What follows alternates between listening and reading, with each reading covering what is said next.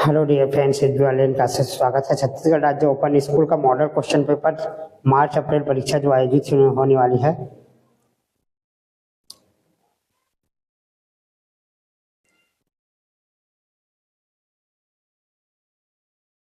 तो आइए शुरू करते हैं वीडियो।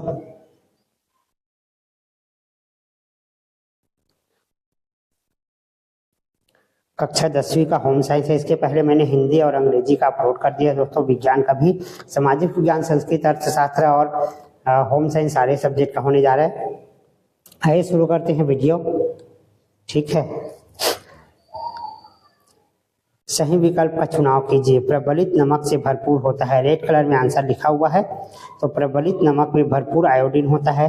सेकंड, पकाने की वह विधि जिसमें पकाए जाने वाले भोज्य पदार्थ पानी के संपर्क में नहीं आता है उसे हम भाप से पकाना कहते हैं। डेनिम कपड़े के क्या क्या गुण होते हैं? तो डेनिम कपड़े जो है सी ऑप्शन सही है, भारी, वजन एवं मोटा होता है। प्रश्न चौथा है, निषेचित अंडे को क्या कहते हैं? तो निषेचित अंडे को भ्रूण कहते हैं।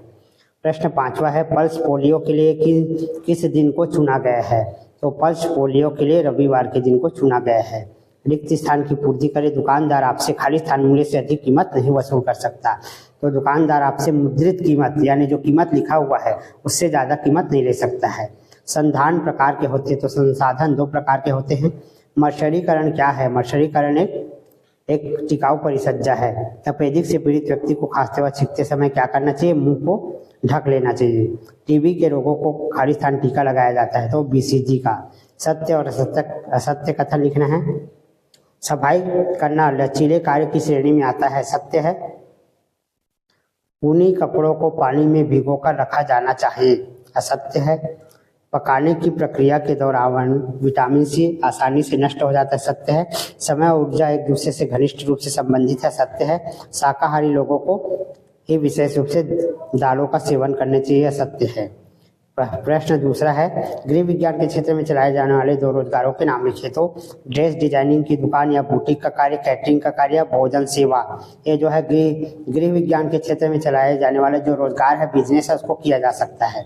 गृह विज्ञान का अर्थ लिखिए। घर और पारिवारिक जीवन को बेहतर बनाने के लिए वैज्ञानिक ज्ञान को सुव्यवस्थित तरीके से लागू करना गृह विज्ञान कहलाता है। प्रश्न तीसरा, स्कूल जाने वाले एक चुस्त बच्चों को ऊर्जा प्रदान करने वाले 3 खाद्य पदार्थ बताइए। तो स्कूल जाने वाले चुस्त पदार्थों को ऊर्जा प्रदान करने के लिए अंडा, घी, मक्खन, दूध इत्यादि देना चाहिए। सौर कुकर के एक लाभ को लिखे। तो सौर कुकर के लाभ है, ईंधन की बचत होती है।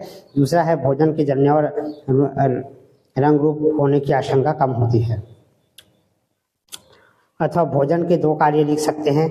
भोजन के 2 कार्य निम्नलिखित है। यह हमें ऊर्जा प्रदान करती है, शरीर में शक्ति प्रदान करती है, शरीर का विकास करती है। प्रश्न चौथा है, मृदा प्रदूषण को नियंत्रित करने के उपाय लिखिए। मृदा प्रदूषण को नियंत्रित करने के उपाय है, घरों के जो कूड़े करकट कचरे होते हैं उसको उचित व्यवस्था करना चाहिए। ठीक है। दूसरा है, शहर की सीमा से बाहर तथा पानी के स्रोतों से दूर नीचे सतह वाली भूमि को मिट्टी से भर देना चाहिए। प्रदूषण क्या है? तो पर्यावरण में किसी पदार्थ की मात्रा उसकी सामान्य मात्रा से जब अधिक हो जाता है तब उसको प्रदूषण कहते हैं। संक्रामक और गैर संक्रामक रोग में 2 अंतर लिखे। तो संक्रामक रोग एक व्यक्ति से दूसरे व्यक्ति में फैलने वाले रोग को संक्रामक कहते हैं, जबकि गैर संक्रामक रोग जो है खाने पीने गंदे चीजों से हो जाता है। मानसिक रूप से स्वस्थ व्यक्ति के 2 लक्षण लिखे। तो संवेगों पर नियंत्रण। स्वस्थ रहने के लिए कम से कम एक उपाय बताइए। तो स्वस्थ रहने के लिए हमें भोजन संतुलित आहार लेना चाहिए और दूसरा स्वस्थ रहने के लिए व्यायाम करना चाहिए। दाग क्या है? इन्हीं 2 अन्य तत्वों के संपर्क में जब कपड़े आ जाते हैं तो उसमें एक दाग लग जाता है। उत्पत्ति के आधार पर तंतु का वर्गीकरण, प्राकृतिक तंतु, मानव निर्मित तंतु। रंगाई से क्या तात्पर्य है? जब कपड़े को सुंदर और आकर्षक बनाने के लिए हम उसमें कलर चढ़ा देते हैं, रंगाई करते हैं। हमें धन को गैर मानव संसाधन क्यों मानते हैं? धन और मानवीय संसाधन है क्योंकि यह व्यक्ति से दूसरे व्यक्ति में जाता है। संसाधन क्या है? इसके प्रकार लिखिए। तो लक्ष्य को प्राप्त करने के लिए प्रयोग किए जाने वाले साधनों को संसाधन कहते हैं। 2 प्रकार के होते हैं, मानव संसाधन और गैर मानव संसाधन। पारिवारिक आय से क्या तात्पर्य है? पारिवारिक आय से तात्पर्य परिवार में सभी स्रोतों से आने वाले आय से होता है। चौथी तिमाही क्या है? तो चौथी तिमाही से अभिप्राय शिशु के प्रसव के बाद की अवधि जिसमें शिशु के विशेष देखभाल, नाल काटते समय बरतने वाली सावधानियां। प्रारंभिक प्रेरणा क्या है? इसके बाद है गर्भावस्था के 2 लक्षण लिखिए। तो गर्भावस्था के 2 लक्षण क्या होते हैं? बार बार उल्टी आता है और चक्कर आता है। प्रश्न 8 से 13 लघुत्तरी प्रश्न है, इसमें 3 नंबर दिया जाएगा आपको। भोज्य संरक्षण का अर्थ बताइए। तो भोज्य संरक्षण का अर्थ होता है आहार का संरक्षण, है ना, भोजन को सही तरीके से पकाना, सही तरीके से रखना, है ना, ये सारी चीजें इसमें सम्मिलित होता है। इसको देखिए दोस्तों, होम साइंस को आप अपने तरीके से भी वर्णन कर सकते हैं, लिख सकते हैं, थोड़ा सा पढ़कर समझना होगा आपको। तो खाद्य संरक्षण के उद्देश्य, ये सभी प्रश्न जो है आएंगे इसमें। भोजन संरक्षण के महत्व पर प्रकाश डालिए। तो संरक्षण अतिरिक्त उत्पादन की व्यवस्था करना, संरक्षण से हमारे भोजन में विविधता आ जाती है। हरी सब्जी को पकाते समय पोषक तत्वों की कमी को रोकने के 3 तरीके लिखे। तो सब्जी को काटने से पहले धोए ताकि उन्हें खनिज और विटामिन नष्ट न हो। सब्जियों को पहले से काट कर नहीं रखना चाहिए। तीसरा है सब्जियों को बहुत पतले छीलने नहीं चाहिए। प्रोटीन के 3 कार्य लिखे। तो प्रोटीन के 3 कार्य निम्नलिखित है: शर्करा, शरीर का निर्माण और वृद्धि करना, तंतुओं का निर्माण करना, एंजाइम और हार्मोन्स का निर्माण करना। विभिन्न प्रकार के पेरेंटिंग स्टाइल का उल्लेख कीजिए। तो निरंकुश अनुशासन विधि, जहाँ माता पिता के निर्देशों के अनुपालन के लिए प्रतिबंधों पर बल दिया जाता है। दूसरा है लोकतांत्रिक अनुशासन विधि। बच्चों में व्यक्तिगत अंतरों के 3 कारण लिखे। तो बच्चों में व्यक्तिगत के 3 कारण निम्नलिखित है: विकास में अंतर, दूसरा है पोषण, तीसरा है टीकाकरण। अब आप एक स्क्रीनशॉट कर लीजिए दोस्तों, वीडियो को आगे बढ़ाते जा रहा हूँ। जीवन मूल्य क्या है? बच्चों में इन्हें किस प्रकार विकसित किया जा सकता है? तो जीवन मूल्य हमारे सामाजिक वातावरण का आधार होता है, जो हमें अपने परिवार, मित्रों तथा अड़ोस पड़ोस से प्राप्त होता है। प्रश्न 10वां है, किशोरावस्था के दौरान भावात्मक सामाजिक परिवर्तनों के बीच अंतर बताएं। तो भावात्मक परिवर्तन, किशोरावस्था भावात्मक रूप से अस्थिरता की अवस्था, जिसमें सभी किशोर प्रतिबंधों के प्रति विद्रोह के दौर से गुजरते हैं। सभी कार्यों को समान महत्व देना, आदर देना महत्वपूर्ण क्यों है? सभी कार्यों को हम महत्व देंगे दोस्तों, तभी हमारे परिवार का जीवन सही तरीके से चलेगा। ठीक है, इस वजह से सभी कार्यों को समान महत्व देना चाहिए। कार्यस्थल की नैतिकता कर्मचारियों के लिए किस प्रकार लाभकारी है? तो कार्यस्थल की नैतिकता संगठन के प्रति ईमानदारी, निष्ठा, सौंपे गए कार्य के प्रति आदर, ये सबको लिखना है। जहाँ अधिकार होते वहाँ उत्तरदायित्व भी होते, टिप्पणी लिखिए। तो जिस परिवार में जितने सदस्य होते हैं उन सभी का एक बराबर अधिकार होते हैं, चाहे वो छोटे हो चाहे बड़े हो, सबको समान अधिकार देना चाहिए। ठीक है। नैतिकता तथा मूल्य शब्दों को परिभाषित किया। मूल्य वे विचार तथा अवधारणा है जिन्हें हम विशेष गुणों के रूप में धारण करते हैं और इन्हें हम बचपन से सीखते हैं। ठीक है, इन्हें मूल्य कहते हैं। मानकीकृत चिन्ह वाले उत्पादों को खरीदना महत्वपूर्ण क्यों है? मानकीकृत चिन्ह वाले का मतलब है हमको ओरिजिनल जो सामग्री है उसी को ही खरीदना चाहिए। जैसे सोना है, सोना में एक विशेष जो है मानकीकृत चिन्ह दिया जाता है, ISI मार्क दिया जाता है ना। अन्य चीजों में, लोहे से मशीन वाले चीजों में, सभी को उपभोक्ता शिक्षा प्रदान करने के 3 कारण बताइए। तो उपभोक्ता शिक्षा प्रदान करने के निम्नलिखित कारण: उपभोक्ता शिक्षा से व्यक्ति में निर्णय लेने तथा वस्तुओं का चयन करने की योग्यता विकसित होती है।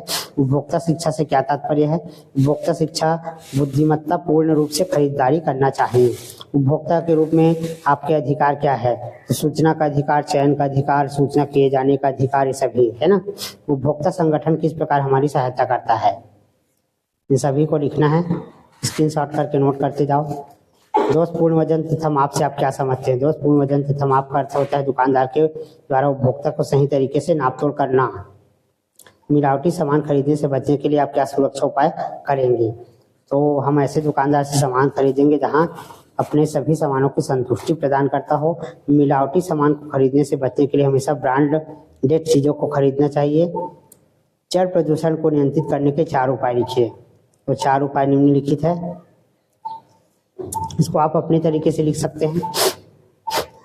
स्वस्थ रहने के 4 उपाय लिखिए, इसको भी आप अपने तरीके से लिख सकते हैं। संतुलित आहार करना चाहिए, सही तरीके का आहार खाना चाहिए, व्यायाम करना चाहिए, है ना। और तीसरा है नियमित निद्रा या सोना चाहिए। अथवा है जीवन शैली से रोगों से वित्तीय बोझ बढ़ता है, इसको नोट कर ले। इसके बाद संक्रामक रोग फैलने से रोकने के उपाय बताइए। एड्स किस प्रकार फैलता है? प्रबंधन क्या है? प्रबंधन प्रक्रिया के विभिन्न चरणों को लिखिए। प्रश्न 15 है, समय योजना तैयार करने से क्या लाभ होता है? लिखिए।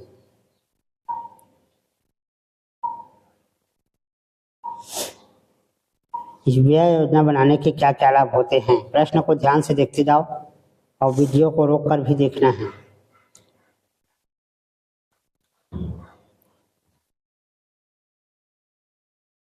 ऊर्जा किस प्रकार बचाई जा सकती है?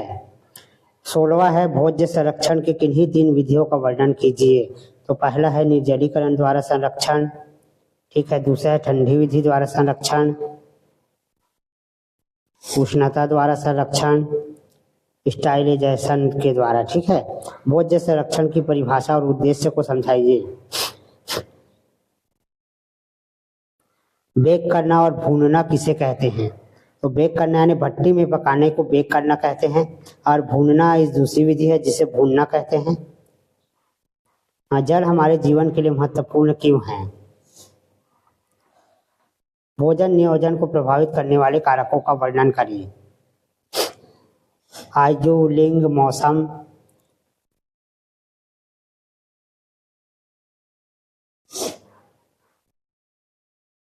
नवजात शिशु को देखभाल करते समय किन बिंदुओं का ध्यान रखना चाहिए? 2 प्रश्न और बच गए आपका, 17, 18, 19, 3 प्रश्न। इसके बाद अथवा एक नवविवाहित वधु को नए घर में सामंजस्य स्थापित करने में परिवार के सदस्य किस प्रकार सहायता कर सकते हैं? इसके बाद है शिशुओं, स्कूल जाने वाले बच्चों तथा किशोरों के विकास के प्रति माता पिता की भूमिका की चर्चा करें।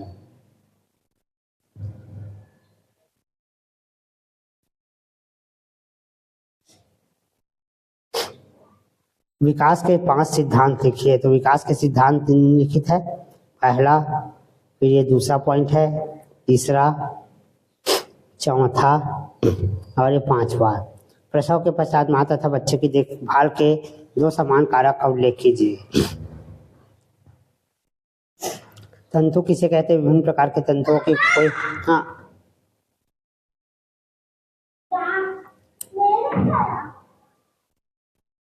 तंतु किसे कहते हैं? विभिन्न प्रकार के तंतुओं का वर्णन करें।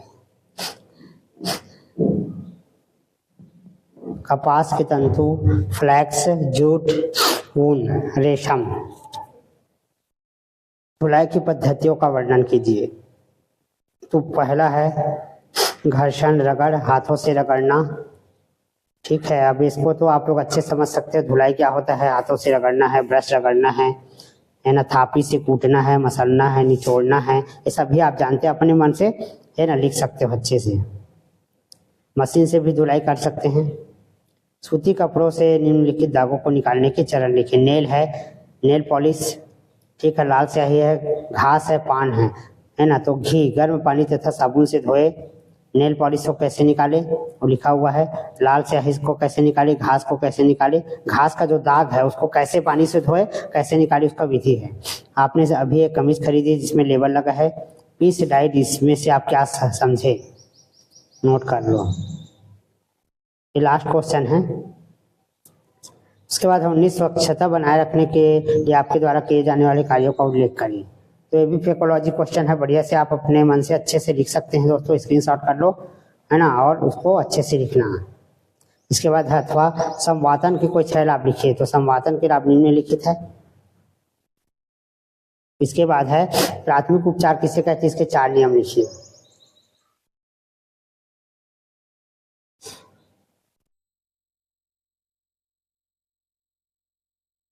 अपने मित्र को सूचित करें कि बिजली के झटके से किस प्रकार बचा जा सकता है। तो गीले हाथों से बिजली को नहीं छूना चाहिए। बिजली कार्य करते समय नंगे पैर नहीं रहना चाहिए। एक ही सॉकेट में अधिक उपकरणों का प्रयोग नहीं करना चाहिए। बिजली के तारों के खराब होने पर उसे तुरंत बदल लेना चाहिए। प्रमाणित ISI मार्क वाले ही विद्युत खरीदना चाहिए। अपने मित्र को बताया कि रक्तस्राव जलन की स्थिति में प्राथमिक उपचार कैसे दिया जाए।